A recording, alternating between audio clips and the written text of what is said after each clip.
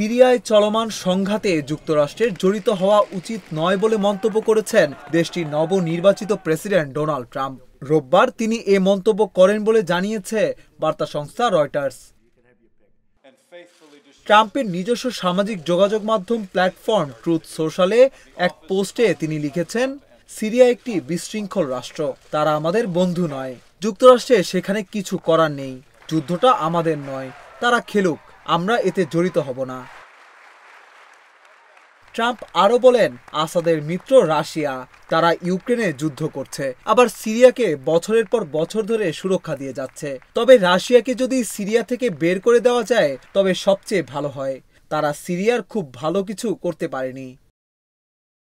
সিরিয়ায় এখনও অন্তত ৯০০ মার্কিন সেনা রয়েছে। তারা সিরিয়ার উত্তর পূর্বাঞ্চলে আইএস যোদ্ধাদের বিরুদ্ধে সিরিয়ার কুর্দি নেতৃত্বাধীন জোটের পক্ষে যুদ্ধ করছে। কিন্তু ট্রাম্পের মন্তব্য প্রকৃতপক্ষে সিরিয়ায় মার্কিন উপস্থিতির বিপক্ষেই যায়। ট্রাম্প অবশ্য তার প্রথম মেয়াদের প্রেসিডেন্টের সময় ২০১৮ সালে বলেছিলেন তিনি সিরিয়া থেকে মার্কিন সেনা প্রত্যাহার করতে চান, কারণ সেখানে আইএস যোদ্ধাদের উপস্থিতি আর নেই বললেই চলে। একই সময় তিনি তার উপদেষ্টাদের এটি বলেও সতর্ক করেছিলেন যে সিরিয়া থেকে মার্কিন সৈন্য প্রত্যাহার করে নিলে সেই শূন্যতা পূরণ করবে রাশিয়া ও ইরান।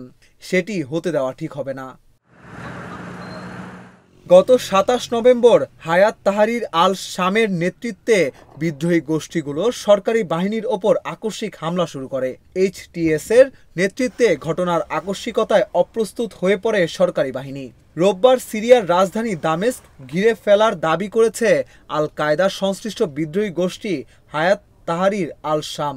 এছাড়া সিরিয়ার বিপ্লবের শহর হোমসও পুরোপুরি দখল করার কথা জানিয়েছে এইচটিএস।